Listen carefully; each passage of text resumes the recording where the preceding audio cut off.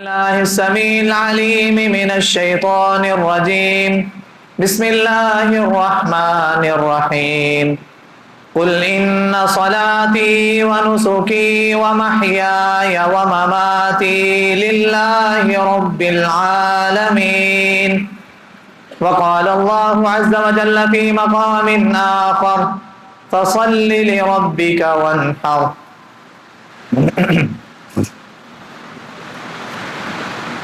تمام قسم کی تعریفیں اس اللہ جل شانہ کی ذات کے لیے، وہ اللہ جو ہم سب کا خالق ہے، مالک ہے، رازق ہے، داتا ہے، نفع نقصان کا مالک ہے، بگڑیاں بنانے والا، موت و حیات کا مالک، علی کل شیء قدیر، ہر چیز جس کے قبضہ قدرت میں ہے، جو جب چاہے، جو چاہے، جس وقت چاہے کرنے پر پوری طاقت اور قدرت رکھتا ہے۔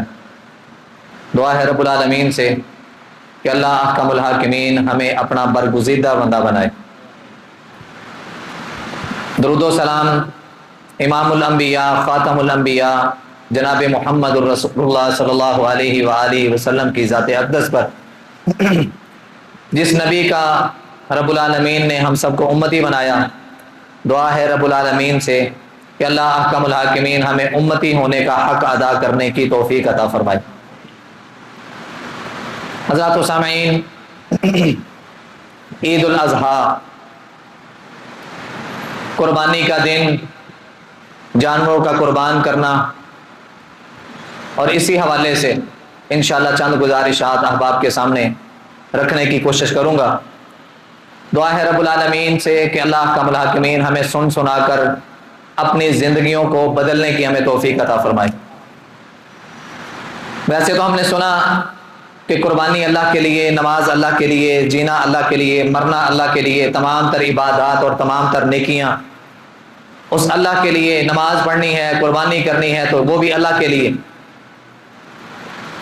ہم نے اپنا محاسبہ کرنا ہے، اپنے علم میں اضافہ کرنا ہے، سبق سیکھنا ہے۔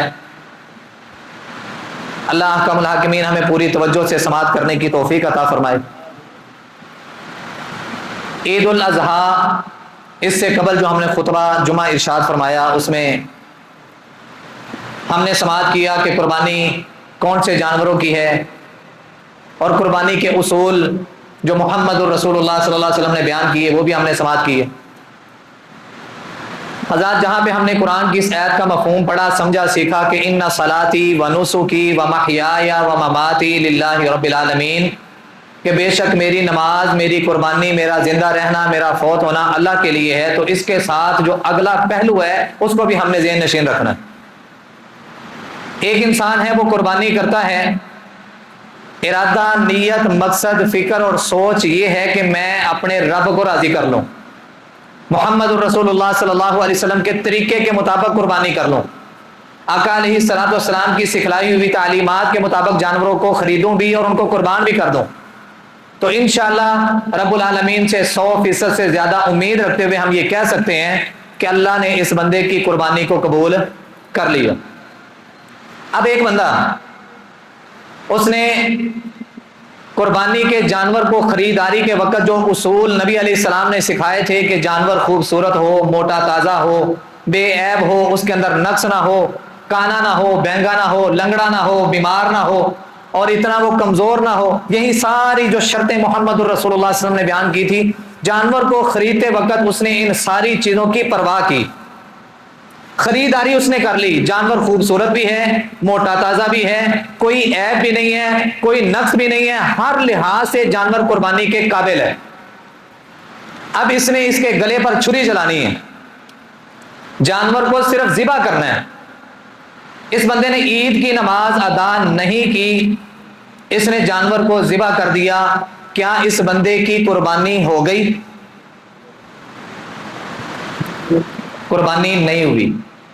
ہم نے عید کے خطبے کے اندر بھی سماعت فرمایا تھا، محمد الرسول اللہ صلی اللہ علیہ وآلہ وسلم عید کی نماز سے فارغ ہو کے جا رہے ہیں تو ایک صحابی کے خالو کے گھر سے خون باہر آ رہا ہے۔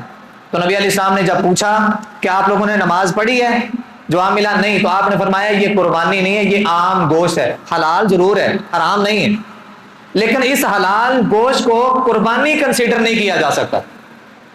ایک بات، قربانی کے جانور کے اصول شرائط جتنی بھی محمد الرسول اللہ صلی اللہ علیہ وسلم نے بیان کی وہ ساری پوری ہیں. اس بندے نے عید کی نماز بھی ادا کی ہے. دوسرا پہلو آج کا، پہلا کیا تھا؟ عید کی نماز نہیں پڑھی، اس سے پہلے قربانی کر لی. دوسرا پہلو، اس بندے نے عید کی نماز بھی ادا کی ہے. اب اس نے جانور کو لٹا لیا ہے، سنت کے مطابق لٹایا ہے. اب اس نے اس کے گلے پر چھری چلائی ہے، اللہ کا نام نہیں لیا. کیا یہ جانور قربان ہو گیا؟ قربانی ہوگی اس کی. نبی صلی اللہ علیہ وسلم نے طریقہ بھی سکھایا نا، بسم اللہ اللہ اکبر کہہ کے جانور کو قربان کرنا ہے. سارے کام تو اس کے اصول کے مطابق ہو گئے، لیکن جہاں پہ سب سے زیادہ غور و فکر کرنے کی ضرورت تھی وہاں پہ اس نے وہ معاملہ سکپ کر دیا. اب یہاں پہ فیصلہ کیا ہوگا؟ اس کا یہ ذبیحہ جائز نہیں ہے، اس کا یہ ذبیحہ جائز نہیں ہے. تیسری بات، قربانی کے جانور کی ساری شرطیں پوری ہیں. اس نے عید کی نماز بھی ادا کی، اور اب یہ جانور کے گلے پر چھری چلاتے ہوئے اس کے دل و دماغ میں یہ ہے کہ یار یہ جانور فلاں کے نام سے، یہ جانور خریدا اس نے، دیکھ بھال اس نے کی، اس کی خدمت اس نے کی، چارہ پانی اس نے اس کا انتظام کیا، سارا کچھ ہو گیا. اب عید کی نماز ادا کرنے کے بعد یہ گھر گیا. اب اس کے ذہن میں یہ آ گیا کہ یہ میرا جانور فلاں کے نام کا ہے. وہ کوئی ولی ہو سکتا ہے، کوئی بزرگ ہو سکتا ہے، کوئی پیر ہو سکتا ہے، کوئی اللہ والا ہو سکتا ہے، کوئی دربار، کوئی مزار، کوئی قبر، کچھ بھی ہو سکتا ہے. اس بندے کے متعلق ہم کیا سوچیں گے؟ کیا اس کی قربانی ہو گئی؟ رب العالمین نے قرآن مجید کے اندر سمپل اور سادہ الفاظ کے اندر انہی ساری باتوں کو سمجھا دیا. فرمایا انما حرم علیکم المیتہ. سب سے پہلا اصول کہ جانور مر گیا ہے. کئی لوگوں کے جانور مر گئے تھے. اس سال بھی، اس قربانی پر بھی، عید الاضحیٰ کے موقع پر کئی لوگوں کی خبریں سننے کو ملی ہیں. اچھا خاصا جانور تھا، رات کو اس کو چارہ پانی کھلایا پلایا ہے، صبح آ کے دیکھا وہ مرا ہوا ہے، مردار ہو گیا. انما حرم علیکم المیتہ. اللہ نے مردہ قسم کا جانور تمہارے اوپر حرام کر دیا. والدم، اور جانور کا بہتا ہوا خون بھی اللہ نے تمہارے اوپر کیا کر دیا. ولحم الخنزیر، خنزیر کا گوشت بھی اللہ نے تمہارے اوپر حرام کر دیا. وما اہل بہ لغیر اللہ، اور ہر وہ ذبح کیا جانے والا جانور جس پر غیر اللہ کا نام لیا جائے. اب غیر اللہ کون ہے؟ سادہ لفظوں میں سمجھنے کے لیے، بات لمبی نہ ہو جائے، سادہ لفظوں میں سمجھنے کے لیے، ایک ہے اللہ پاک کی ذات. اب اللہ کے بعد قیامت تک آنے والا آخری انسان، یہ سارے کے سارے کون ہیں؟ غیر اللہ. اس میں فرشتے بھی آ گئے، اس میں رسول بھی آ گئے، اس میں پیغمبر بھی آ گئے، اصحاب رسول بھی آ گئے، صحابیات بھی آ گئی، محدثین بھی آ گئے، ائمہ احادیث بھی آ گئے، امام بھی آ گئے، مقتدی بھی آ گئے، ماں باپ بھی آ گئے، سارے رشتہ دار، بلکہ پوری کائنات آ گئی.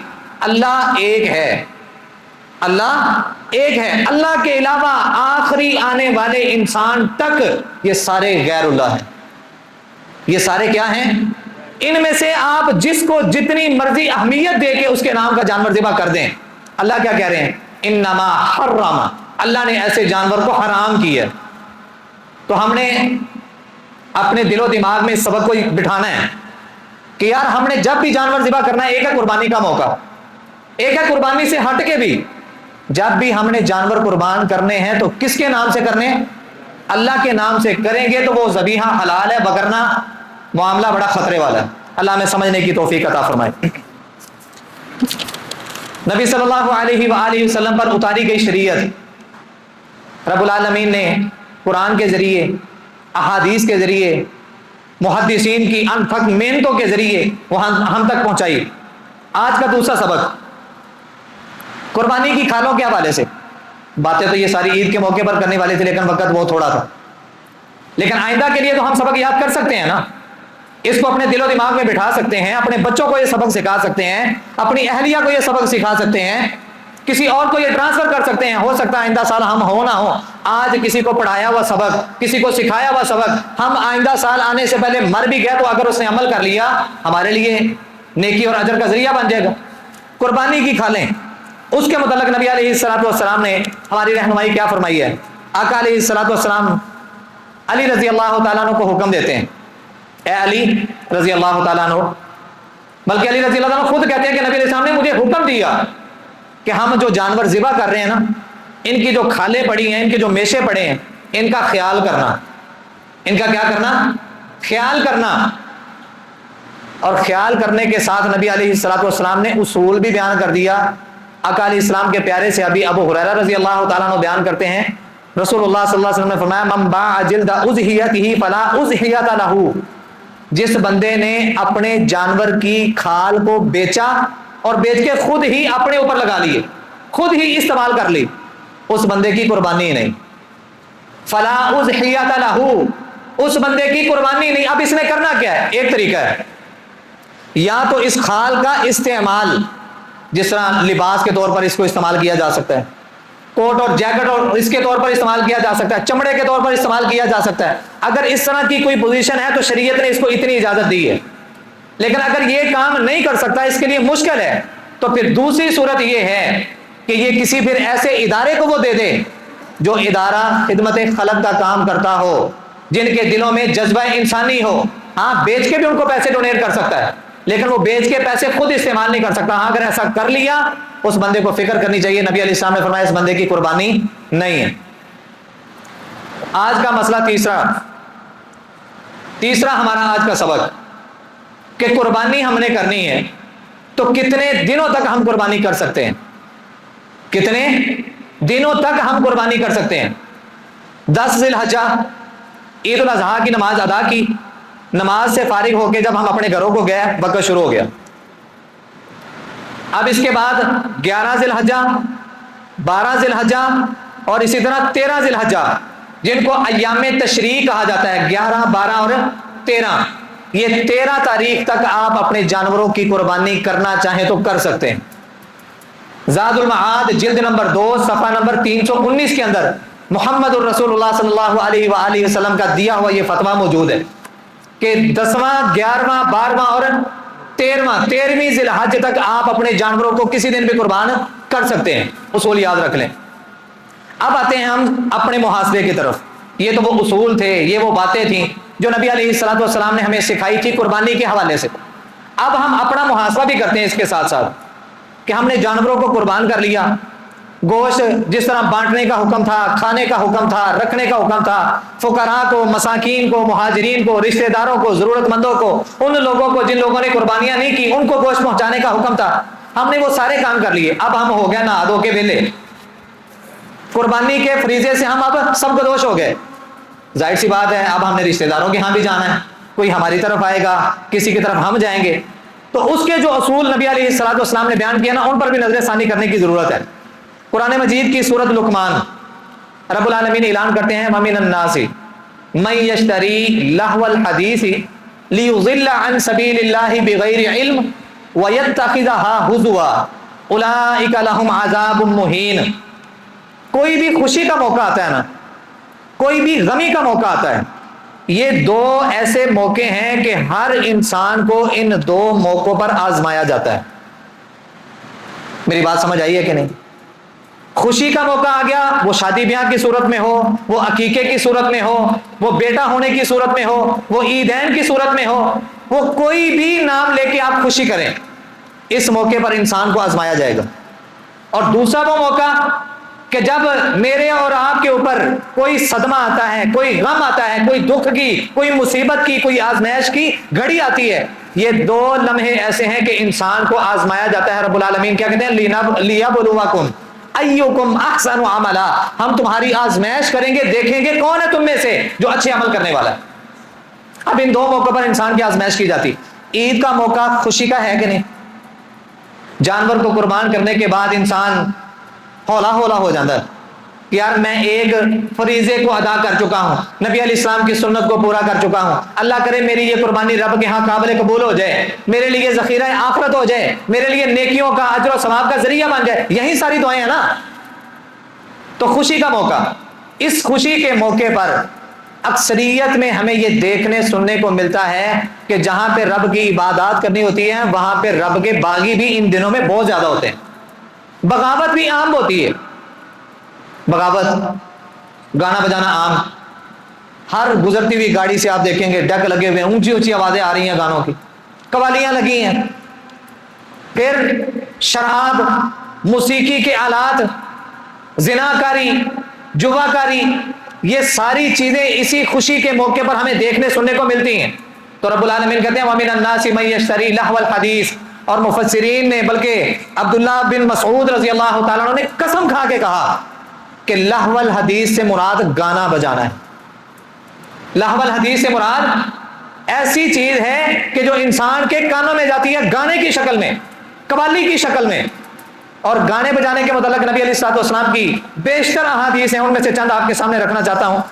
ابو مالک اشعری رضی اللہ تعالیٰ عنہ بیان کرتے ہیں رسول اللہ صلی اللہ علیہ وسلم نے فرمایا لا یشربن اناس من امتی الخمر. میری امت کے لوگ، میری امت کے کچھ لوگ ضرور ضرور شراب نوشی کریں گے. کون کہہ رہے ہیں؟ امام الانبیاء، خاتم الانبیاء، میرے اور آپ کے پیر و مرشد جناب محمد صلی اللہ علیہ وسلم، جن کی نبوت والی زبان عبادات کے معاملے میں کبھی اپنی مرضی سے حرکت نہیں کرتی. وما ينطق عن الهوى ان هو الا وحي يوحى کا مصداق رکھنے والی زبان. نبی علیہ السلام نے فرمایا میری امت میں سے کچھ لوگ ایسے ہوں گے جو شراب کو ضرور ضرور استعمال کریں گے، پیئیں گے. اور کریں گے کیسے؟ اس کا نام بدلیں گے، اس کا نام بدل کے، نام بدلتے جائیں گے، شراب پیتے جائیں گے، نام بدلتے جائیں گے، شراب پیتے جائیں گے. ہر آنے والے دور میں کچھ نہ کچھ چیزیں بین ہوتی ہیں. وہ بین ہوگا، وہ کوئی اور نام رکھے، لیکن ہوگی حرام چیز ہی، اس کا نام بدلتے جائیں گے، اس کو پیتے جائیں گے. نبی علیہ السلام نے فرمایا پھر آلات موسیقی عام ہو جائیں گے. میری امت کے کچھ لوگ ایسے ہیں جو آلات موسیقی کا حصہ بنیں گے، گانے والیاں اور گانے والے عام ہو جائیں گے. نبی علیہ الصلوۃ والسلام نے فرمایا یہ بھی میری امت کے لوگ ہیں. کیوں جی؟ یہ ساری چیزیں ہو رہی ہیں کہ نہیں؟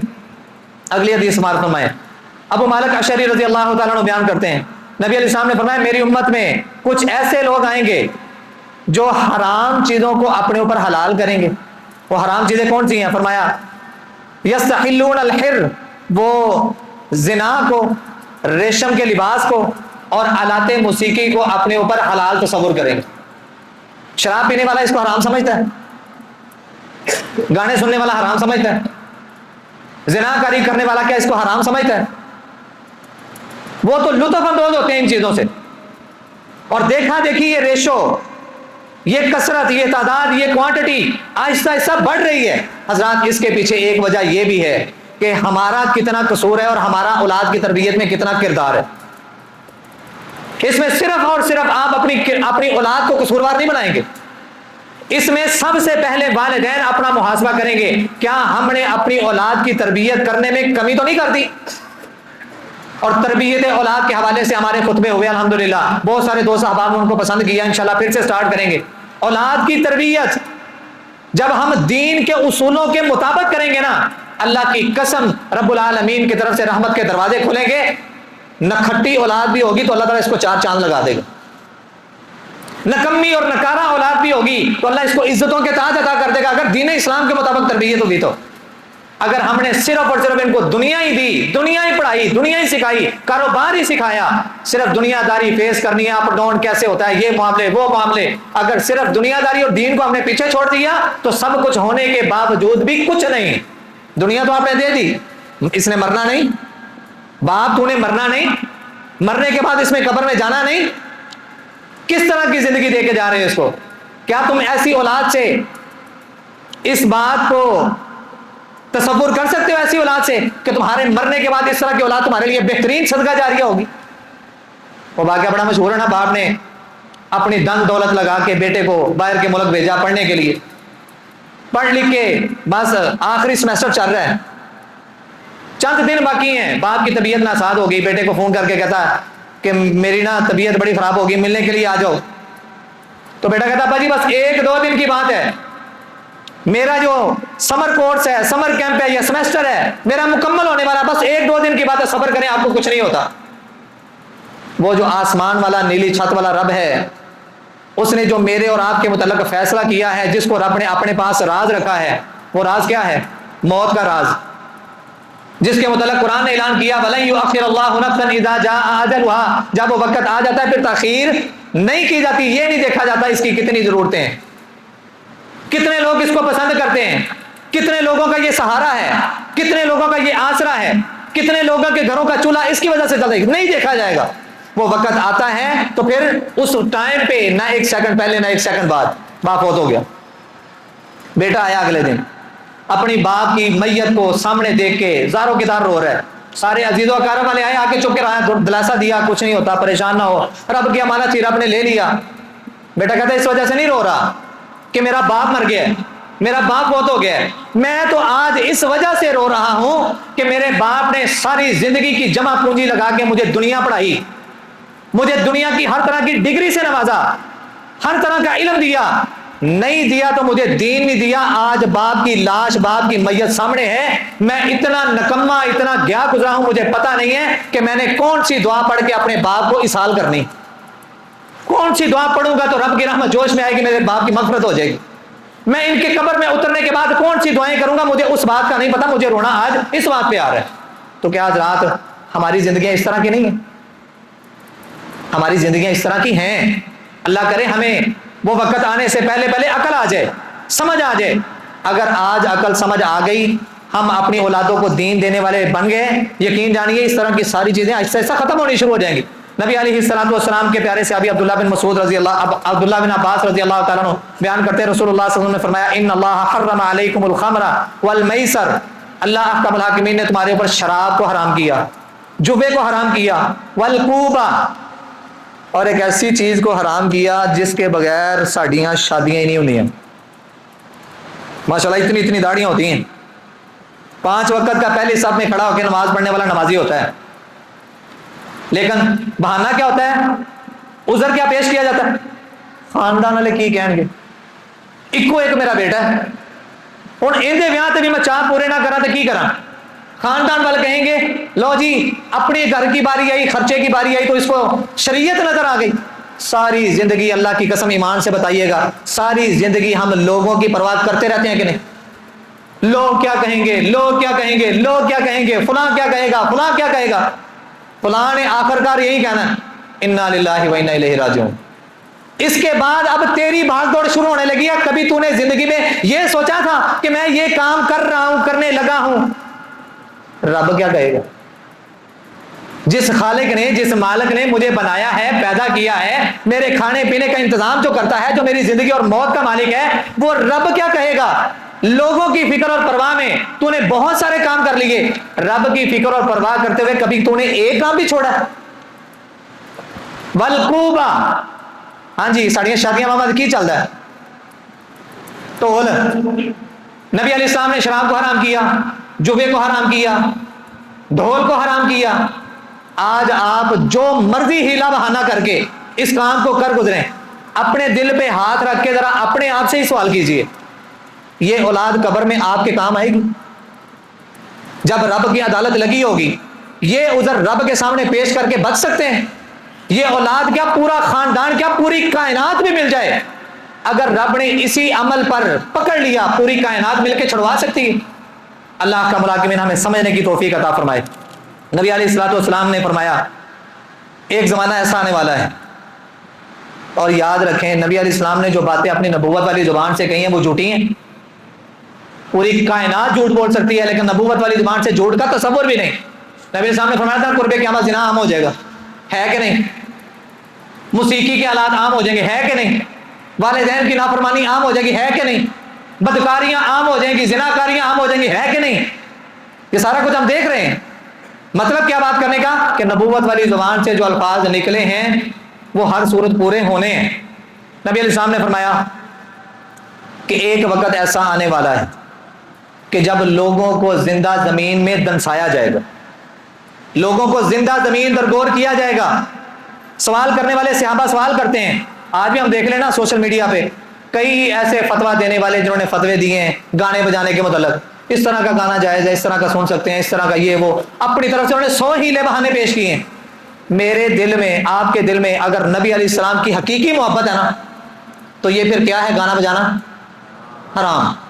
نبی علیہ السلام نے فرمایا قرب قیامت ایک ایسا زمانہ آئے گا، ایسا وقت آئے گا کہ زندہ لوگوں کو زمین میں دنسایا جائے گا۔ سہل بن سعد رضی اللہ تعالیٰ عنہ بیان کرتے ہیں میں نے سوال کیا اللہ کے نبی صلی اللہ علیہ وسلم وہ کون سے لوگ ہوں گے کون سے لوگ ہوں گے جن کو زندہ زمین میں دفنایا جائے گا؟ آقا علیہ السلام نے فرمایا سیکون فی آخر زمان خسف و قذف و مسخ، قیامت کے قریب ایسا زمانہ آئے گا کہ اللہ کا ملاکمین صرف لوگوں کو زمین میں نہیں دنسائے گا بلکہ ان کے اوپر پتھروں کی بارش بھی کرے گا، ان کی شکلوں کو مسخ کر دے گا، مٹا کے رکھ دے گا، ان کی شکلیں بگاڑ دے گا اور ان کو سور اور بندر بنا دیا جائے گا۔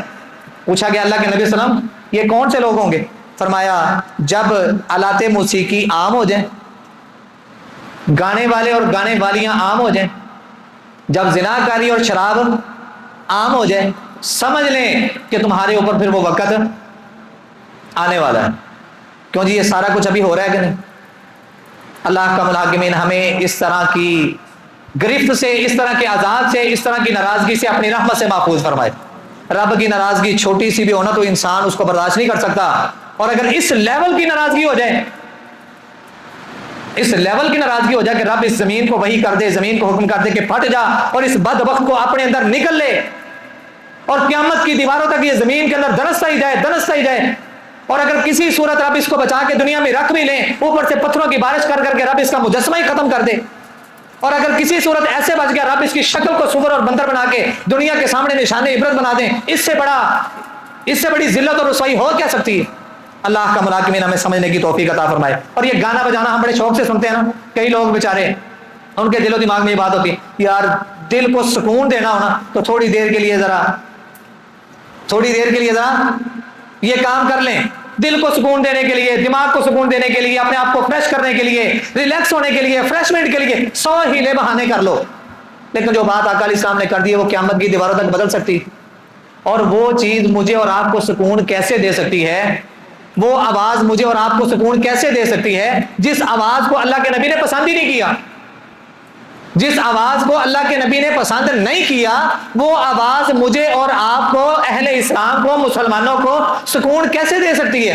نبی علیہ الصلوۃ والسلام کے پیارے صحابی انس بن مالک رضی اللہ تعالیٰ عنہ بیان کرتے ہیں رسول اللہ صلی اللہ علیہ وسلم نے ارشاد فرمایا صوتان ملعونان فی الدنیا والآخرہ، 2 آوازیں ایسی ہیں کہ اللہ نے ان پر دنیا اور آخرت میں لعنت کی ہے، 2 آوازیں ایسی ہیں جن پر دنیا میں بھی لعنت ہے اور آخرت میں بھی لعنت ہے۔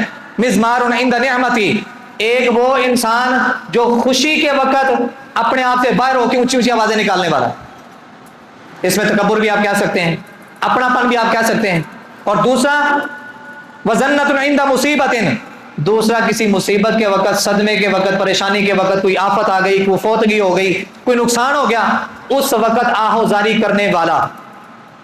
ہم دیکھیں نا فوتگی ہوتی ہے تو ہمارے گھروں سے آوازیں آ رہی ہوتی ہیں چیخو پکار کی، جس کو ہم پنجابی میں کہتے ہیں وین کرنا۔ نبی علیہ السلام نے فرمایا دنیا میں بھی اور آخرت میں بھی ان 2 آوازوں پر رب نے لعنت کی ہے۔ خوشی کے وقت اونچی اونچی آوازیں نکالنے والا، وہ اپنی آواز ہو، وہ گانے کی آواز ہو، وہ قوالی کی آواز ہو، وہ رب کو ناراض کرنے والا کوئی بھی جملہ ہو، غیر شریک کوئی بھی کام ہو، اور دوسرا کوئی مصیبت کے وقت آہوزاری کرنا، بالوں کو نوچنا، چہرے کو پیٹنا، گریبان کو پھاڑنا یا گریبان کو پیٹنا، بلند آواز میں جاہلانہ کلمے کہنا، یہ 2 آوازیں۔ اور عبداللہ بن مسعود رضی اللہ تعالیٰ عنہ بیان کرتے ہیں رسول اللہ صلی اللہ علیہ وسلم نے فرمایا الغناء ينبت النفاق فی القلب کما ينبت الماء الزرع، جس طرح کھیتی کو پانی دیا جاتا ہے، پانی دینے کے بعد وہ پانی اپنا کام دکھاتا ہے تو کھیتی لہلہانا شروع کر دیتی ہے، پھلنا پھولنا شروع کر دیتی ہے، اسی طرح جب ایک انسان گانا سنتا ہے نا، یہ انسان کے کانوں میں گانا اندر گیا، اس کے اندر اس نے نفاق کو پیدا کرنا شروع کر دیا۔ بات سمجھ آئی؟ جس طرح پانی کھیتی کو آب کر دیتا ہے، کھیتی کو فائدہ دیتا ہے، اسی طرح یہ گانا انسان کے اندر منافقت کو بھڑکاتا ہے۔ اللہ کا ملاکمین ہمیں سمجھنے کی توفیق عطا فرمائے۔ حضرات اسی طرح عید کا موقع آتا ہے اور عید کے موقع پر ہم نے اچھے کپڑے پہنے ہوتے ہیں، نئے سوٹ پہنے ہوتے ہیں، نیا لباس پہنا ہوتا ہے، کسی نے نئی پینٹ پہنی ہوتی ہے، کسی نے نئی شلوار قمیض پہنی ہوتی ہے، کسی نے نیا ٹراؤزر پہنا ہوتا ہے، ہر انسان اپنے اپنے حساب سے اس نے نئی ڈریسنگ کی ہوتی۔ اب اس نئی ڈریسنگ میں اگر وہ انسان اپنے ٹخنوں سے اتنا سا کپڑا بھی اونچا کر لے تو وہ اس میں کیا سمجھتا ہے؟ اپنی شان کی کمی سمجھتا ہے کہ یار ہوں میرے گٹے نظر آئیں گے۔ پینٹ پہنی ہے تو وہ بالکل نیچے، بلکہ کئی لوگوں کی پینٹیں تو زمین کے ساتھ، جوتی کے ساتھ کیا کر رہی ہوتی ہیں؟ رگڑ کھا رہی ہوتی ہیں۔ ٹراؤزر پہنا ہے تو وہ، پینٹ پہنی ہے تو وہ، اگر شلوار پہنی ہے تو اس کا المیہ بھی یہی ہوتا ہے، حال یہی ہوتا ہے۔ ہاں جی عید کا موقع خوشی کا ہے نا، تو یار اس کو ہم خوشی ہی رہنے دیں۔ اس کو ہم اپنے لیے آخرت کے عذاب میں کنورٹ نہ کریں. اس خوشی کے لمحات کو ہم اس انداز سے کیوں نہ گزاریں کہ ایک ایک لمحہ ہمارے لیے اجر و ثواب کا ذریعہ بن جائے, اور اگر اس کے الٹ ہو گیا تو ایک ایک لمحہ ہمارے لیے وبال جان بھی بن سکتا ہے. نبی علیہ الصلوۃ والسلام نے فرمایا, ہر جمعے ہم حدیث سنتے ہیں, ثلاثۃ لا یکلمہم اللہ یوم القیامہ ولا یزکیہم ولہم عذاب علیم. 3 قسم کے انسان ایسے ہیں, نہ تو اللہ تبارک تعالیٰ کل قیامت کو ان سے بات کرے گا, نہ ہی اللہ ان کی طرف نظر رحمت سے دیکھے گا, نہ ہی اللہ ان کو گناہوں سے پاک صاف کرے گا. حالانکہ بڑی حدیثیں موجود ہیں کہ اللہ کا بلا کے نبی علیہ السلام کو کہیں گے, جاؤ لے آؤ جہنم سے جتنے لوگوں کو لانا, جس کے دل میں ایک ذرہ برابر ایمان بھی موجود ہے اس کو بھی لے آؤ. انسان اپنے گناہوں کی سزا بھگت کے جنت میں چلا جائے گا. لیکن یہ کتنے بد نصیب ہیں, کتنے بدبخت ہیں کہ اللہ کا ملاقمین ان سے بات کرنا بھی پسند نہیں کرے گا, ان سے کلام کرنا بھی پسند نہیں کرے گا, ان کی طرف نظر رحمت سے دیکھنا بھی پسند نہیں کرے گا, اور ایسے بدبختوں کو رب معاف بھی نہیں کرے گا. وہ 3 انسان کون سے ہیں؟ ایک حدیث کے مطابق 3, ایک حدیث کے مطابق 4. نبی علیہ السلام نے فرمایا المسبل ازارہ, وہ انسان جو اپنے تہمد کو, اپنے کپڑے کو, وہ تہمد ہو, پینٹ ہو, ٹروزر ہو, شلوار قمیض ہو, اگر اس سے اس کے ٹخنے ڈھک گئے, اس بندے کو اپنا فکر کرنا چاہیے کہ میں نبی علیہ الصلوۃ والسلام کی اس بتائی ہوئی وعید کے اندر آ گیا ہوں, مجھے رب سے توبہ کرنی ہے, مجھے رب سے استغفار کرنی ہے. جو بندہ اپنے ٹخنوں کو ڈھک کے رکھتا ہے, والمنان, احسان جتلانے والا انسان, یہ ایسے ہیں. اور تیسرا نبی علیہ السلام نے فرمایا والمنفق سلعتہ بالحلف الکاذب, جھوٹی قسم کھا کے اپنے سامان کو بیچنے والا. اور دوسری حدیث کے مطابق والدین کا نافرمان اور شراب نوشی کرنے والا. اگر بغیر توبہ کے یہ سارے کے سارے لوگ شلوار کو ٹخنوں سے نیچے رکھنے والا ہو, احسان جتلانے والا ہو, اور جھوٹی قسم کھا کے مال کو بیچنے والا ہو, ہمیشہ شراب نوشی کرنے والا ہو, ہمیشہ والدین کا نافرمان رہا ہو, بغیر توبہ کے اگر یہ مر گیا, اسی کیٹیگری میں آئیں گے, نہ اللہ نظر رحمت سے دیکھے گا, نہ گناہوں سے پاک کرے گا, اور ان کے لیے پھر ہے کیا, وَلَهُمْ عَذَابٌ عَلِيمٌ, ان کے لیے رب العالمین نے دردناک قسم کا عذاب تیار کر کے رکھا ہے. اللہ کا ملاقمین ہمیں اس گناہ سے بھی اور دیگر جتنے گناہ ہیں, اللہ اپنی خاص رحمت سے ہم سب کو ان گناہوں سے بچنے کی توفیق عطا فرمائے. آخر دعوانا ان الحمدللہ رب العالمین.